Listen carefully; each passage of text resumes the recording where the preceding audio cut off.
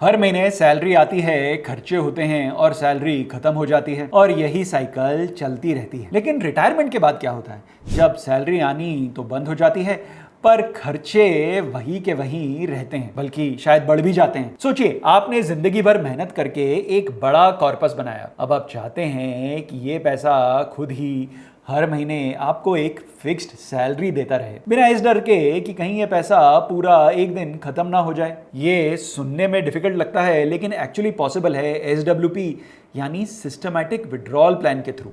आज के इस वीडियो में हम डिटेल में समझेंगे एसडब्ल्यूपी का कॉन्सेप्ट, ये कैसे काम करता है और इसके बेनिफिट्स और इसके रिस्क्स क्या हैं। अगर आप फ्यूचर फाइनेंशियल फ्रीडम के बारे में सीरियसली सोच रहे हैं तो ये वीडियो एंड तक जरूर देखिए, क्योंकि एसडब्ल्यूपी आपके लिए एक गेम चेंजर बन सकता है। सबसे पहले एसडब्ल्यूपी का मतलब समझते हैं। एसडब्ल्यूपी का फुल फॉर्म है सिस्टमैटिक विड्रॉल प्लान। जिस तरह एसआईपी में हम रेगुलर इंटरवल्स पर इन्वेस्ट करते हैं, एसडब्ल्यूपी में हम रेगुलर इंटरवल्स पर पैसा विड्रॉ करते हैं। आप अपने म्यूचुअल फंड इन्वेस्टमेंट से एक फिक्स्ड अमाउंट मंथली, क्वार्टरली या एनुअली रिडीम करते हैं। हर विड्रॉल के टाइम उतनी ही यूनिट्स बेची जाती हैं जितना अमाउंट के लिए रिक्वायर्ड होता है। बाकी यूनिट्स फंड में इन्वेस्टेड रहती हैं और मार्केट के साथ ग्रो करती रहती हैं। इसका मतलब यह है कि आपका पैसा मार्केट में इन्वेस्टेड भी रहता है और उसी पैसे का एक हिस्सा हर महीने आपके बैंक अकाउंट में एज एन इनकम आता रहता है। आज के टाइम में एसडब्ल्यूपी का यूज स्पेशली रिटायरीज और फाइनेंशियल फ्रीडम अचीव करने वाले इन्वेस्टर्स के बीच बहुत पॉपुलर हो रहा है। चलिए इस कॉन्सेप्ट को एक एग्जाम्पल से समझते हैं। मान लीजिए आपके पास 1 करोड़ का कॉर्पस है जो आपने एक हाइब्रिड म्यूचुअल फंड स्कीम में इन्वेस्ट किया हुआ है। आपने एसडब्ल्यूपी सेट किया 70,000 रुपए, 70,000 रुपीज पर मंथ। अगर फंड आपको 11% का रिटर्न देता है तो आप 20 साल तक इस एसडब्ल्यूपी को चलाते हैं, तो आप कुल 1.68 करोड़ रुपए विड्रॉ कर चुके होंगे और फिर भी आपके पास लगभग 2.82 करोड़ बचा रहेगा। लेकिन फंड अगर एवरेज रिटर्न 8% दे या विड्रॉल रेट बढ़ा देते हैं तो कॉर्पस जल्दी खत्म भी हो सकता है। इसलिए विड्रॉल अमाउंट प्लान करते वक्त एक्सपेक्टेड रिटर्न, इन्फ्लेशन और मार्केट रिस्क को जरूर ध्यान में रखें। इस तरह एसडब्ल्यूपी से आप अपने इन्वेस्टमेंट से रेगुलर इनकम जनरेट कर सकते हैं, जबकि बाकी पैसा मार्केट में ग्रो करता रहता है। एसडब्ल्यूपी के कुछ इंपॉर्टेंट बेनिफिट्स और डिसएडवांटेजेस होते हैं जो समझना बहुत ज़रूरी है ताकि आप इससे बैलेंस तरीके से यूज़ कर सकें। सबसे पहला बेनिफिट है रेगुलर कैश फ्लो, जो स्पेशली रिटायरमेंट के बाद या जब आपको एक फिक्स्ड मंथली इनकम चाहिए है तब बहुत काम आता है। अगर आपका विड्रॉल रेट मॉडेस्ट है और आपने अच्छी क्वालिटी के म्यूचुअल फंड सेलेक्ट किए हैं तो प्रिंसिपल के खत्म होने का रिस्क भी कम हो जाता है। एक और बेनिफिट है टैक्स एफिशिएंसी। अगर आप लमसम विड्रॉल करते हैं तो उस पर ज्यादा टैक्स लग सकता है, लेकिन एसडब्ल्यूपी में हर विड्रॉल एक छोटी रिडेम्पशन होता है जिसमें से कुछ आपके पास प्रिंसिपल होता है और कुछ पार्ट गेन्स होते हैं। गेन्स पर ही टैक्स लगता है और अगर वो लॉन्ग टर्म गेन्स होते हैं तो उन पर लोअर टैक्स लगता है, जो ओवरऑल आपके टैक्स बर्डन को कम कर सकता है। साथ ही एसडब्ल्यूपी बहुत फ्लेक्सिबल होता है। आप कभी भी अपनी विड्रॉल अमाउंट बदल सकते हैं, विड्रॉल की फ्रीक्वेंसी चेंज कर सकते हैं या अगर जरूरत हो तो कुछ टाइम के लिए एसडब्ल्यूपी को पॉज भी कर सकते हैं। लेकिन एसडब्ल्यूपी के कुछ रिस्क्स भी होते हैं जो इग्नोर नहीं करने चाहिए, क्योंकि म्यूचुअल फंड्स मार्केट लिंक्ड होते हैं। इनमें कोई गारंटीड रिटर्न नहीं होता। अगर मार्केट गिर जाती है तो आपके हाइब्रिड म्यूचुअल फंड की वैल्यू भी कम हो जाती है। इससे एनएवी कम हो जाती है और आपको ज्यादा यूनिट्स बेचनी पड़ सकती है, जिससे लॉन्ग टर्म में पोर्टफोलियो की वैल्यू पर नेगेटिव इंपैक्ट होता है। अगर आपका विड्रॉल रेट बहुत हाई हो जाता है या मार्केट रिटर्न्स आपकी एक्सपेक्टेशन से कम रहते हैं तो आपका प्रिंसिपल कॉर्पस जल्दी खत्म भी हो सकता है। इन्फ्लेशन भी एक साइलेंट रिस्क है। अगर आप हर साल विड्रॉल अमाउंट बढ़ाते नहीं हैं तो समय के साथ आपकी रियल परचेजिंग पावर कम हो सकती है।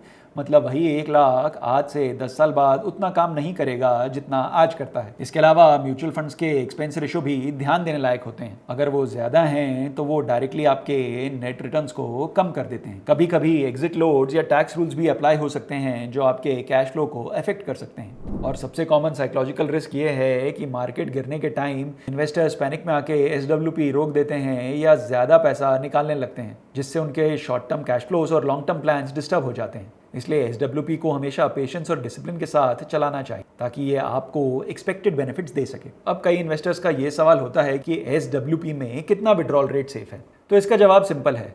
फाइनेंशियल एक्सपर्ट्स यूजुअली 3 से 4% एनुअल विड्रॉल रेट सजेस्ट करते हैं अगर गोल कॉर्पस को लंबा चलाना है, अगर कॉर्पस बड़ा है तो थोड़ा हाई विड्रॉल भी पॉसिबल है, लेकिन हाई विड्रॉल से रिस्क भी बढ़ जाता है। हाइब्रिड फंड्स में वॉलेटिलिटी कम होती है लेकिन रिटर्न्स भी मॉडरेट होते हैं, इसलिए ये SWP के लिए बेटर माने जाते हैं। साथ ही इन्फ्लेशन का ध्यान रखें, हर साल थोड़ा विड्रॉल एडजस्ट करें ताकि परचेजिंग पावर बनी रहे। कैसे प्लान बनाएं अपनी SWP स्ट्रैटेजी का?